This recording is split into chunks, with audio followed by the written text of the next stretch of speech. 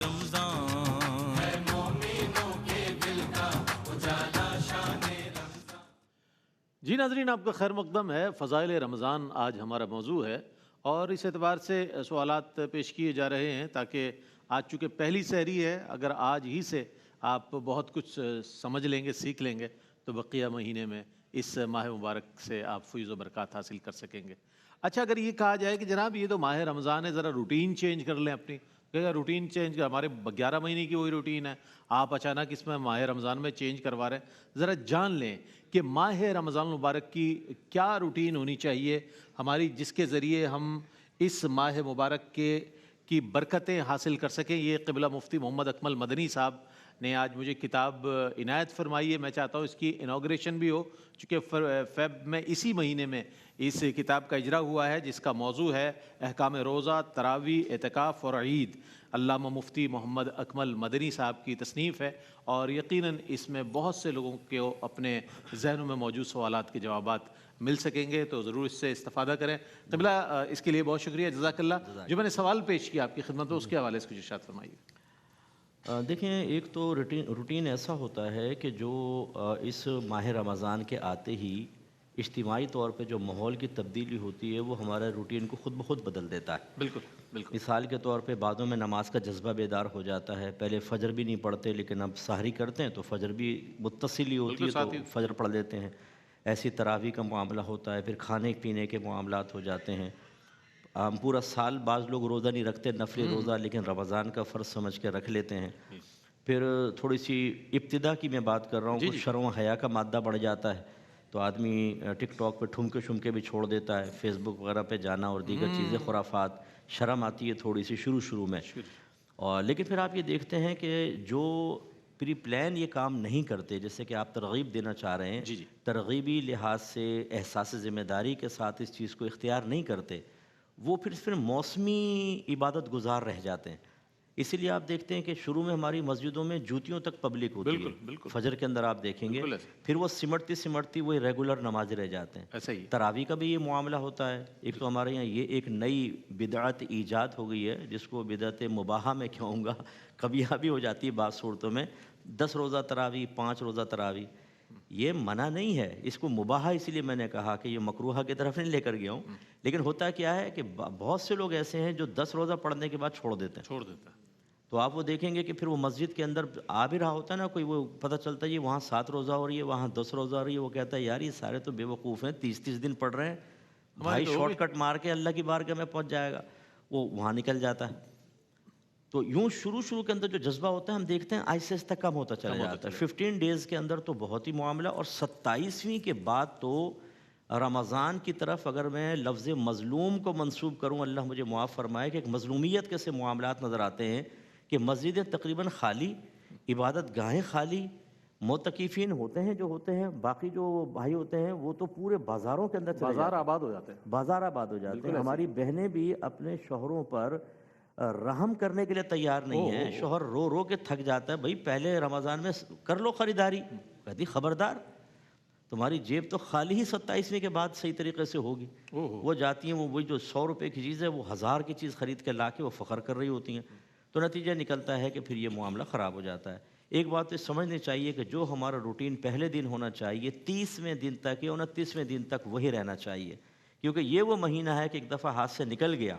नबी करीम सल्लल्लाहु अलैहि वसल्लम ने फरमाया अगर मेरी उम्मत जानती कि रमज़ान में क्या है तो वह तमन्ना करती कि पूरा साल ही रमज़ान होता। अल्लाह, फिर पता नहीं कि अगले साल ही रमज़ान मिले ना मिले।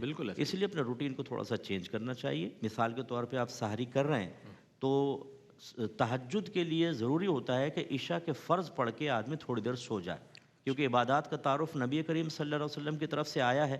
तो नबी करीम इशा के बाद सोते थे, फिर उठ के तहज्जुद पढ़ते थे। तो बहुत अच्छा मौका है कि पूरे रमज़ान में डेली आप तहज्जुद अदा कर लें। क्या बात है, सुभान। शायद पूरे साल मौका ना मिले, लेकिन सिर्फ रमज़ान में अगर कर लेंगे तो अल्लाह की बारगाह में जाके अर्ज़ कर सकते हैं कि या रब्बे करीम, तेरे हबीब की इस मुबारक और मशक्क़त से भरपूर सुन्नत पर मैंने कम से कम रमज़ान में अमल किया। क्या बात, तो मुझे भी तहज्जुद गुजारों का सवाब अता फरमा दे, उनमें शामिल फरमा दे, तो अल्लाह ताला अजर अता फरमा देगा। दूसरी बात यह है कि खाने पीने, अगर तो आपकी हार्ड वर्किंग है तो फ़ुक़हा ने वाज़ेह लिखा है कि अच्छी तरह खाएं ताकि आप काम आराम से कर सकें। बिल्कुल। लेकिन अगर आपने खा पी के खाली सोना है یا دوستوں کے ساتھ بیٹھنا ہے تو پھر وہ روٹین اپنا ٹھیک کرنا چاہیے کہ ہم جو پہلے زیادہ کھاتے تھے اس میں بھی کمی کریں کہ یہ باطن کو بھی صاف کر دیتا ہے روزہ. آنتوں کی صفائی ہوتی ہے. معدہ بھی کہتا ہے خدا کے واسطے اب تو تم چھوڑ دو. لیکن سحری کے اندر بھی ایسے جیسے دشمن کی فوج, اور افطار کے اندر تو پھر ورلڈ وار 3 اسٹارٹ ہے. جو دبا کے کھاتے ہیں اور بیٹھے ہوئے منصوبہ بندی ہوتی ہے ہماری کہ پہلے پکوڑا کھاؤں گا, پھر سموسہ کھاؤں گا, پھر 2 گلاس شربت پیوں گا, پھر 1 گلاس دودھ پیوں گا, پھر چاٹ کھاؤں گا, اور پھر 2 پراٹھے تو بعد میں ہیں ہی ہیں. اور وہ یعنی افطار سے لے کر پھر تراویح تک بیچ میں وہ ڈائننگ ٹیبل پہ رکھا ہوتا ہے, ایک گزرے ایک سموسہ منہ میں, یہاں سے گزرے پکوڑا منہ میں. تو وہ ہمارا روٹین تو اور خرابی کی طرف جاتا ہے. کوشش کرنی چاہیے کہ کم سے کم کھائیں جتنا ضرورت ہو. ہارڈ ورکنگ ہے زیادہ کھا لیں, ورنہ لمیٹڈ کہ دن میں بھوک اور ضعف محسوس ہونا چاہیے تو یہ نفس مغلوب ہوگا. اس کے علاوہ قرآن پاک کی طرف آنا چاہیے کہ کم از کم اس رمضان میں جتنا ہو سکے قرآن پاک ترجمہ اور تفسیر سے پڑھیں تاکہ ہمیں پتہ چلے کہ ہمارا رب ہم سے کیا فرما رہا ہے. حضرت مولا علی کرم اللہ وجہہ الکریم ارشاد فرمایا کرتے تھے کہ جب میں چاہتا ہوں کہ اپنے رب سے ہم کلام ہوں تو میں نماز پڑھتا ہوں, اور جب میں چاہتا ہوں کہ میرا رب مجھے ہم کلامی کا شرف عطا فرمائے تو میں قرآن پڑھتا ہوں. اب ہمیں یہ ہوتا ہے کہ ہم قرآن پڑھ رہے ہوتے ہیں, بغیر سمجھے قرآن پڑھنا بھی بیکار نہیں ہے, ثواب بھی ملے گا, نزول رحمت بھی ہوگی. لیکن قرآن پاک کے نزول کے مقاصد میں سے یہ چیز نہیں تھی, وہ مقصد فوت ہو جائے گا. وہ ہے ہدی للمتقین, کہیں فرمایا ہدی للناس, اور ہدایت اسی وقت حاصل ہوگی جب آپ کو لینگویج سمجھ میں آئے گی.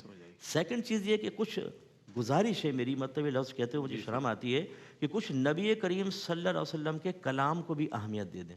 ہمارے گھروں میں بخاری, مسلم, ترمذی, نسائی, ابو داؤد, ابن ماجہ بالکل نہیں ہے. ہمارے بچے بچپن سے لے کر جوانی سے بوڑھے ہو جاتے ہیں, بخاری انہوں نے ہاتھ میں لے کر نہیں دیکھی ہوتی, حالانکہ ہمارے نبی کا کلام ہے نا. تو کم از کم کوئی حدیث کی شرح, ترجمہ اور شرح وہ پڑھیں, ورنہ یوٹیوب پہ چلے جائیں, جیسے میرا درس بخاری ہے وہ دیکھ لیں. اسی طرح تفسیر قرآن بھی ہے, تدبر قرآن وہ سن لیں. ویسے تو گھر میں تفسیر ماشاءاللہ ہوتی ہیں, وہ سن لیں تو حدیث کی طرف بھی آئیں. اس کے علاوہ پھر مسائل سیکھنے کی طرف, بنیادی بات, ہم لوگ نوافل کی طرف بڑھتے ہیں, وظیفے کی طرف بڑھتے ہیں. لوگ آپ سے بھی پوچھتے ہیں کوئی ہمیں وظیفہ بتا دیں, رمضان کا وظیفہ, بڑی راتوں کے نوافل بتا دیں. تو بہتر ہے کہ یہ بھی آپ جاری رکھیں, منع نہیں ہے, لیکن اگر قضا نمازیں باقی ہیں تو پہلے ان کو پورا کرنا چاہیے, پھر نوافل کی طرف آئیں. لیکن علم دین اللہ تعالیٰ کی بارگاہ میں درجات کی بلندی کے سلسلے میں سب سے زیادہ اثر رکھنے والی چیز ہے. کیا بات, کیونکہ اللہ تعالیٰ نے اپنے حبیب کو اسی وصف میں اضافے کی تلقین فرمائی, اور ربی زدنی علما, حبیب فرمائی اللہ میرے علم میں اضافہ فرما. طلب العلم فریضۃ علی کل مسلم. تو کوشش کرنی چاہیے کہ اس رمضان میں خصوصاً روزوں اور تراویح اور اعتکاف, ان کے مسائل اچھی طریقے سے انسان سمجھے اگر اعتکاف رکھنا ہو کرنا ہو تو, ورنہ کم از کم روزوں کا اور عید کے احکام تو آدمی سیکھے, کہ تاکہ آپ سیکھنے کے بعد دوسروں کو بھی سکھا سکیں. اور اس سے جو درجات بلند ہوں گے وہ ناقابل بیان ہوتے ہیں. عبادات اپنے مقام پر, نبی کریم صلی اللہ علیہ وسلم نے فرمایا کہ گھڑی بھر کا غور و تفکر سال بھر کی عبادت سے بہتر ہے, یعنی نفل عبادت سے. کیونکہ غور و تفکر کے نتیجے میں انسان کسی نہ کسی, اگر پازیٹیو ہو تو پھر وہ کسی نہ کسی نتیجے پر پہنچ کر اور کوئی اچھا ہی ثمرہ حاصل کرتا ہے. تو یہ ہمیں تھوڑا سا اپنے روٹین, علم سیکھنے کی طرف, عبادات خصوصاً فرض کی طرف, گناہ چھوڑنے کی طرف, فضولیات کے ترک کی طرف, اور کم کھانے کی طرف آئیں. تو جیسے حضرت نے فرمایا تھا کہ لعلکم تتقون جو ہے, انشاءاللہ اس فضیلت میں سے ہمیں حصہ حاصل ہوگا. کیا بات ہے, مفتی صاحب نے بہت ہی خوبصورت بات ارشاد فرمائی. اور مجھ جیسے طالب علم کو جو یہ بات سمجھ آ رہی ہے کہ بھائی صرف روزہ ہی نہ رکھے, روزہ تو رکھنا ہی ہے, یہ تو فرض ہے, لیکن اس کے ساتھ ساتھ اپنے باطن کی بھی تطہیر کرے اور تعمیر سیرت کی طرف بڑھے. قرآن کریم ضرور پڑھیں, بڑا اجر و ثواب, لیکن اس کی تفسیر کی جانب بھی جائیں, اس کے پیغامات کو بھی حاصل کریں, اس کے مطابق زندگی بھی گزاریں, احادیث کریمہ کی جانب جائیں, اس سے سیکھنے کی کوشش کریں, اور مسائل دینیہ جو ہے اس کے حوالے سے جو ہمارے مسائل ہیں اس کے حوالے سے آگہی حاصل کریں تاکہ زندگی بہتر ہو اور آپ کے ساتھ منسلک جو لوگ ہیں وہ بھی اس سے روشنی حاصل کر سکیں. علامہ لیاقت حسین اظہری صاحب موجود ہے. اچھا علامہ صاحب, ایک عجیب سا ٹرینڈ چل پڑا ہے, اور یہ بہت زیادہ پرانا تو نہیں میں کہوں گا, لیکن ظاہر ہے اس میں 10-15 سال 20 سال کا عرصہ کہہ سکتے ہیں. اس میں کھیلوں کا رجحان بہت بڑھ گیا ہے. ٹورنامنٹ باقاعدہ اناؤنس کیا جاتا ہے, رمضان میں ٹورنامنٹ جناب, اور ٹیپ بال ٹورنامنٹ فلاں فلاں, اور یہ ان تمام مبارک راتوں میں جس میں عبادت کرنی ہے اللہ کی رضا اور خوشنودی حاصل کرنی ہے، مغفرت طلب کرنی ہے، تو اس حوالے سے ان ایام کو، ان مبارک راتوں کو ضائع کرنا، میں چاہتا ہوں اس پر کچھ روشنی ڈالیے۔ دیکھیں، رمضان المبارک اللہ تبارک و تعالیٰ کی وہ نعمت ہے، جیسے مفتی صاحب نے آغاز کے اندر حدیث پاک پڑھی کہ اللہ کے نبی صلی اللہ علیہ وسلم نے فرمایا کہ امت کو پتہ چل جائے کہ اس کے اندر کیا برکات ہیں، کیا رحمتیں ہیں، تو امید اور دعا کریں کہ خدا سال بھر رمضان ہو۔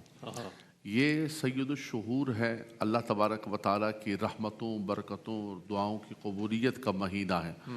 دیکھیں، ہم نے کبھی بھی، یہ علماء بیٹھے ہوئے ہیں ان پلیٹ فارمز پہ بیٹھ کے، ہم نے یہ نہیں کہا بچوں سے کہ بیٹا آپ کھیلو کودو نہیں۔ کھیل کود بھی زندگی کا حصہ ہوتا ہے، اور یہ چیزیں زندگی کے اندر ایکٹیویشن پیدا کرتی ہیں، تیراکی ہے اور دوسری چیزیں ہیں، وہ جسمانی ورزش بھی ضروری ہے۔ لیکن یہ مہینہ کھیل کود کا نہیں ہے، یہ مہینہ خالصتاً عبادات کا ہے۔ اس کی راتوں کو اللہ تبارک و تعالیٰ نے فرمایا جعل اللہ صیامہ فریضہ وقیام لیلۃ تطوع۔ اللہ تبارک و تعالیٰ نے راتوں کو اس لیے بنایا کہ اس کے اندر زیادہ سے زیادہ قیام کریں، نفلی نوافل ادا کریں، نفلی نمازیں ادا کریں۔ آپ کی قضا نمازیں چلی گئی ہیں، قرآن کی زیادہ سے زیادہ تلاوت، نزول قرآن کا مہینہ ہے، قرآن کے ساتھ وابستہ ہو جائیں۔ جیسے مفتی صاحب نے ذکر فرمایا، قرآن کا پڑھنا بھی عبادت ہے، قرآن کا سمجھنا بھی عبادت ہے، قرآن کو چھونے کا بھی ایک پروٹوکول دیا، لا یمسہ الا المطہرون، اللہ اکبر۔ نبی کریم صلی اللہ علیہ وسلم کے جو منصب نبوت کا فرمایا ربنا وبعث فیہم رسولا منہم یتلو علیہم آیاتک ویعلمہم الکتاب والحکمت ویزکیہم، اسی ترتیب سے بیان کیا گیا۔ بعثت بیان کیا گیا، تو فرمایا کہ آپ ہر طریقے سے، تلاوت سے لے کر، تفہیم سے لے کر، تعلیم سے لے کر، ہر اعتبار سے آپ جو ہے وہ رمضان المبارک کے اندر زیادہ سے زیادہ اپنے آپ کو منسلک کریں۔ آپ اگر اجازت دیں تو ایک وقفہ لے لیتے ہیں، وقفے کے بعد علامہ صاحب یہیں سے کنٹینیو کریں گے، اپنے جواب کو مکمل فرمائیں گے، آپ ہمارے ساتھ رہیے گا۔ ہے مومنوں کے دل کا اجالا شان رمضان، ہے مومنوں کے دل کا اجالا شان رمضان، ہے سارے مہینوں سے، ہے سارے مہینوں سے نرالا شان۔ جی جناب، وہیں سے جوڑتے ہیں سلسلے کو جہاں منقطع ہوا تھا، اور وقفے سے قبل ہم تھے علامہ لیاقت حسین اظہری صاحب روشنی ڈال رہے تھے کہ مختلف ٹورنامنٹس اور مختلف گیمز میں وقت کو ضائع کیا جاتا ہے، مکمل فرما دیں۔ تعالیٰ کی نعمت ہے، رب تبارک و تعالیٰ کا کرم ہے۔ اس میں دوسرا پہلو یہ بھی ہے کہ جب اب میچز کھیلتے ہیں تو اس میں لائٹس لگا کر گلی کے اندر جو لوگوں نے رات کو آرام کرنا ہے یا کسی نے عبادت کرنی ہے، تو وہ بھی آپ ان کی عبادات کو یا نیند کو، کوئی مریض ہے، بزرگ ہے، آپ ان کو خراب کر رہے ہیں، تو حقوق العباد کا بھی ایک بہت بڑا تلف ہو رہا ہے۔ یعنی یہ ایک حرام کے درجے کے اندر چلا جاتا ہے کہ آپ لوگوں کی نیندیں خراب کریں۔ اچھا، کچھ اس میں اب مفتی صاحب نے بتایا کہ میچز ایسے بھی شروع ہو گئے کہ دن کے اندر بھی میچز ہو رہے ہیں، بالکل، اور اس میں فقہائے کرام نے باقاعدہ طور پہ بتایا کہ اگر آپ روزہ رکھ کے کوئی ایسا کام کریں کہ جس کی وجہ سے ذوق پیدا ہو جائے اور آپ کے روزے کے ضائع ہونے کا خطرہ ہو، تو اس صورت میں وہ کام نہیں کرنا چاہیے۔ تو آپ روزہ رکھ کے گرمی کے اندر میچز کھیل رہے ہیں، اور کئی تو روزہ ہی نہیں رکھتے، کہتے ہیں یار میچ ٹورنامنٹ آ گیا، میری اکیڈمی نے کہا ہے کہ جو ہے نا وہ تمہیں کرنا ہے، پریکٹس پہ آنا ہے، یہ میچ کھیلنا ہے۔ تو میں سمجھتا ہوں کہ مسلمانوں کو یہ باقاعدہ طور پر، اور نوجوانوں کو خاص طور پر، ہماری نئی جنریشن کو مسجدوں سے دور کیا جا رہا ہے، تراویح سے ان کے اندر ایک تشکیک پیدا کی جا رہی ہے، دوسری چیزوں کے حوالے سے ایک تشکیک پیدا کر کے، ڈاؤٹ پیدا کر کے، اور ان چیزوں کے اندر باقاعدہ طور پر پچھلے سالوں کے اندر اب تو اللہ نے کرم کیا، خدا کا فضل ہوا کہ رحمت ہو گئی، میڈیا کے اوپر ایک سیلیبریشن کا بنا دیا کہ رمضان کو ایک میلے ٹھیلے کا مہینہ ہے۔ اب رب تبارک و تعالیٰ، لیکن رئیس بھائی یہ نہیں کہ ہم کیوں ٹی وی پہ بیٹھے ہوئے ہیں اس لیے کہہ رہے ہیں، لیکن خدا کا شکر ہے کہ جس وقت سارے زمانے کے رت بدل گئی تھی، کیوں ٹی وی اس وقت بھی اسی انداز پہ کام کر رہا تھا، اور یہی علماء بیٹھ کر لوگوں کو بنیادی قرآن و حدیث اور مسائل فقہ سکھا رہے تھے۔ تو میں یہی کہوں گا کہ ان راتوں کو ضائع نہ کریں۔ اللہ کے نبی صلی اللہ علیہ وسلم نے فرمایا رغم انف رجل، فرمایا اس شخص کی ناک خاک آلود ہو گئی کہ جس نے رمضان کو پایا اور اپنی بخشش و مغفرت کا سامان جو اس مہینے کے اندر بھی محروم ہو گیا، فقط حرم الخیر کلو، فرمایا وہ تو ساری خیر سے محروم ہو گیا۔ تو یہ اللہ تبارک و تعالیٰ کی رحمتوں برکتوں کا مہینہ ہے۔ آپ نے بڑی اچھی بات پوچھی ہے. میں بچوں سے آپ کے پروگرام کی وزاست سے کہوں گا کہ بیٹا اس مہینے کے اندر آپ 11 مہینے میچز کھیلیں, ہم آپ کو منع نہیں کرتے ہیں, لیکن اس مہینے کے اندر برائے کرم ان چیزوں کی طرف نہ جائیں. اچھا یہ میچز بھی اور یہ جو پب جی پہ لگے ہوتے ہیں ہو ہے جی, یہ جو دیواریں چین کی طرح ایک ریل ختم ہو رہی ہے دوسری ریل شروع ہو رہی ہے, یہ بھی اس نے بھی تباہ و برباد کر دیا. اس کی طرف بھی نہ جائیں, آپ قرآن کی طرف آئیں, عبادات کی طرف آئیں, علم کی طرف آئیں. یہی موقع ہے, یہ رب تبارک و تعالیٰ کی رحمت کمائیں. یہ آپ نے بہت اچھی نشاندہی فرمائی. جو کھیل کود ہے وہ چلے کچھ بھی ہو, اس کے اندر ایکٹیویٹی ایک نظر ہے, لیکن یہ جو دوسرے سوشل میڈیا نے جو چیزیں, جو سوشل میڈیا کی آفات سے جسے ہم تعبیر کر سکتے ہیں, اس نے تو ہر قسم کے, ہر عمر کے افراد کو متاثر کیا ہے. بطور خاص ینگسٹرز کو مفتی صاحب بہت زیادہ متاثر کیا. اللہ تعالیٰ اس آفت سے محفوظ فرمائے. والدین کو چاہیے کہ وہ اس حوالے سے ضرور توجہ کریں. اچھا ایک سوال اور بھی اس حوالے سے, قبلہ مفتی ہمارے ساتھ زیغم علی شاہ صاحب گردیزی موجود ہیں. اس ماہ مبارک میں بے شک برکت کا مہینہ ہے اور اس میں رزق حلال کمانا عین عبادت ہے, لیکن اس میں جم کر کاروبار کیا جاتا ہے. اور پوچھا جائے تو کہتے ہیں یار یہی تو کمانے کا مہینہ ہے, یہی تو سیزن ہے ہمارا, اس میں بھی رک جائے. اس حوالے سے آپ کیا رہنمائی فرمائیں گے ہمارے ناظرین کے لیے؟ کچھ فرمائیے. رئیس بھائی, اس ماہ مقدس کے حوالے سے اگر ہم اپنے معاشرے کے رویوں کا جائزہ لیں تو دو طرح کے رویے ہمیں نظر آتے ہیں. ایک وہ طبقہ ہے کہ جو پورا سال اس ماہ مقدس کا اس طور پہ انتظار کرتا ہے کہ عبادتوں کا مہینہ ہے اور اس ماہ مقدس میں روزے رکھیں گے, اللہ رب العالمین کی رضا حاصل کرنے کے لیے مختلف اعمال خیر ہم کریں گے. اور بڑی ایک کثرت سے ایسے افراد کی تعداد ہے کہ جو اس ماہ مقدس کا باقاعدہ اہتمام کرتے ہیں, انتظار کیا جاتا ہے اور خاص طور پر عبادتوں کے لیے اس طرح کے معاملات کیے جاتے ہیں. لیکن اسی کے ساتھ ساتھ دوسرا طبقہ وہ ہے کہ جو کاروباری حضرات ہیں, جو اس ماہ مقدس کا انتظار بطور خاص اس لیے کرتے ہیں کہ یہ سیزن ہے اور کمائی خوب ہو جائے گی, دھندا ہوگا اور دیگر اس طرح کے معاملات ہوں گے.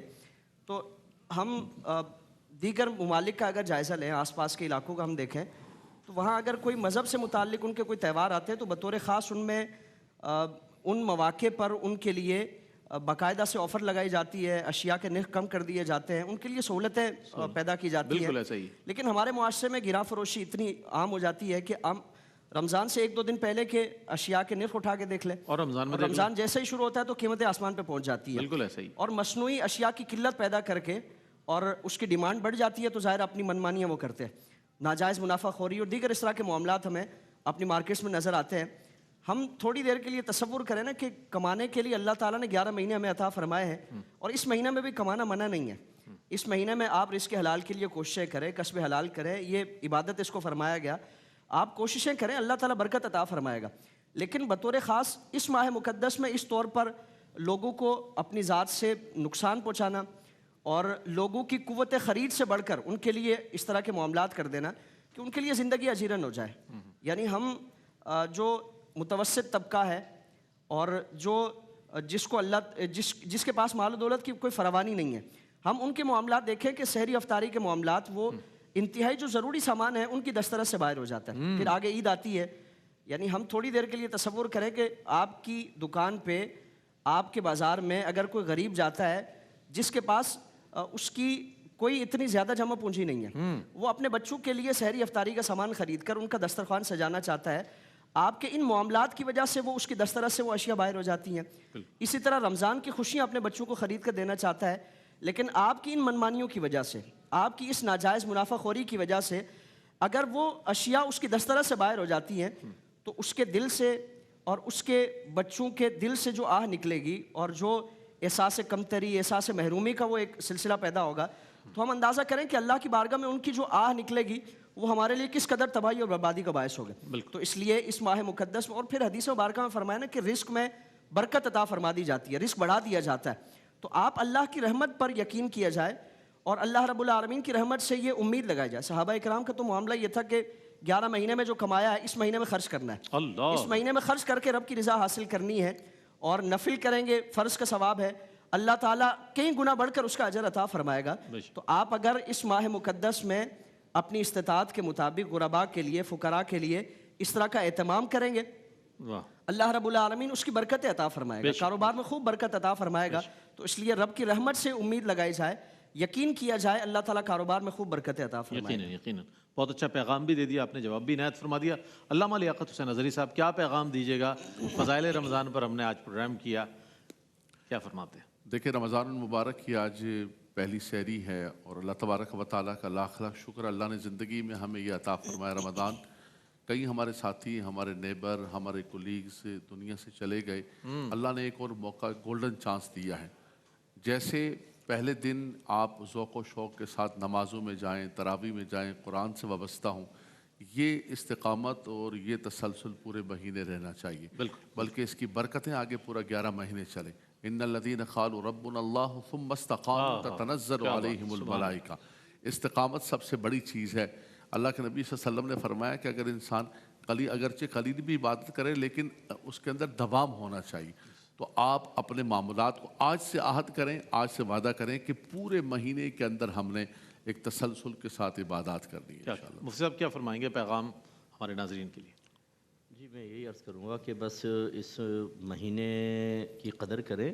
ڈسکاؤنٹ دیتے ہیں وہ، عید آتا ہے تو بعض جگہ 70% ڈسکاؤنٹ کر کے کہتے ہیں چلے ہم آپ سیلیبریٹ کر رہے ہیں۔ پشاور میں ایک سکھ لڑکا تھا، اس نے 50% ڈسکاؤنٹ دیا ہمارے ملک کے اندر ہی۔ تو ان چیزوں سے بھی درس حاصل کرنا چاہیے کہ ایک تو ہے چلے آپ نے قیمت کی چیز کی قیمت بڑھا دی لیکن چیز معیاری ہے۔ پورے سال جو چیز نہیں بکتی نا وہ گندی چیز اس مہینے کے اندر بیچتے ہیں، یعنی اخلاقیات کا جنازہ نکل چکا ہے۔ بالکل ایسا ہی۔ تو کیا اللہ تعالیٰ کی بارگاہ میں ان چیزوں کا کوئی باس پرس نہیں ہوگی؟ ثم لتسألن یومئذ عن النعیم، پھر ضرور تم سے نعمتوں کے بارے میں پرسش ہوگی۔ اور یہ حدیث کا یہ حصہ بس تھوڑا ذہن میں رکھیں، یہ آخری میں ایک پیغام عرض کرنا چاہتا ہوں کہ سرکار نے شاد فرمایا کہ ہلاک ہو جائے وہ شخص جو رمضان کا مہینہ پائے۔ ویسے جبریل امین کی یہ دعا تھی، سرکار نے اس پہ آمین فرمایا کہ ہلاک ہو جائے وہ شخص جو رمضان کا مہینہ پائے اور پھر بھی اس کی مغفرت نہ ہو۔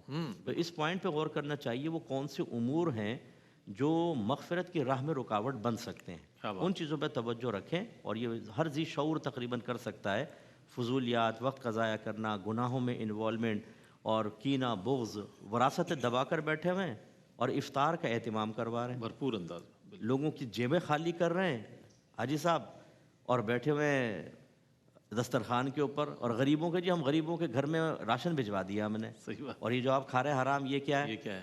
تو ان چیزوں پہ توجہ کریں تاکہ مغفرت کے دروازے کھلیں۔ بہت خوبصورت پیغام آپ کا مفتی صاحب۔ قبلہ کنٹینیو رہیں گے ہمارے ساتھ انشاءاللہ اذان فجر کے بعد تک، چونکہ آپ کے مسائل اور ان کا حل جو ہے قبلہ مفتی صاحب جوابت عنایت فرماتے ہیں۔ علامہ علی حسین نظری صاحب آپ کی تشریف آوری کا بہت شکریہ، علامہ مفتی صاحب آپ کی تشریف آوری کا بہت شکریہ۔ ناظرین محترم، اس کے بعد جو ہے سیگمنٹ وہ ہے اظہار عقیدت، جس میں ہم شعرائے نعت کو اور نعت خواں حضرات کو ٹریبیوٹ پیش کیا کرتے ہیں۔ آج حضرت علامہ مولانا عبد الرحمن جامی رحمۃ اللہ علیہ کو ٹریبیوٹ پیش کریں گے۔ خوبصورت کلام ان کے موجود ہے جو ہم سنیں گے، اور ان کے بارے میں ان کی بایوگرافی بھی شامل کریں گے۔ نعت رسول مقبول صلی اللہ علیہ وآلہ وسلم پیش کر رہے ہیں ہمارے تینوں ثناخواں۔ بسم اللہ۔ دل و نگاہ کی دنیا نئی نئی ہوئی ہے، دل و نگاہ کی دنیا نئی نئی ہوئی ہے، درود پڑھتے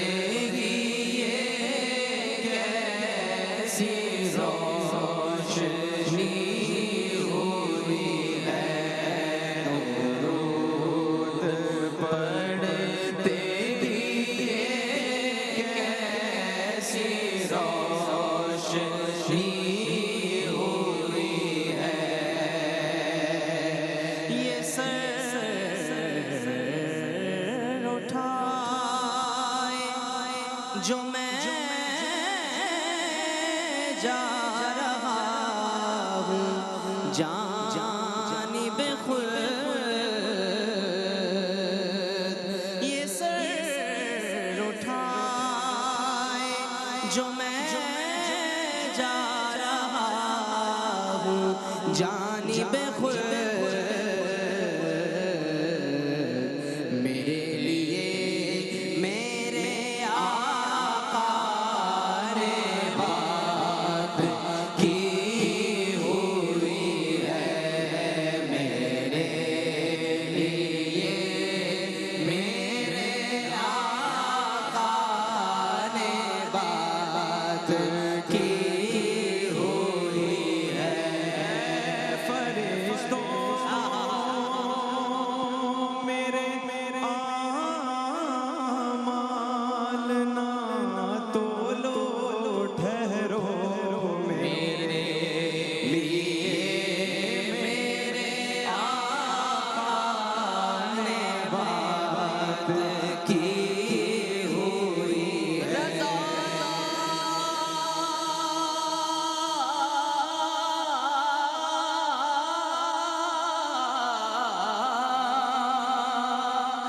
رضا پل سے اب وجد کرتے گزریے میرے لیے میرے آقا نے بات کی ہوئی ہے فرشتوں میرے اعمال نہ تولو ٹھہرو کیوں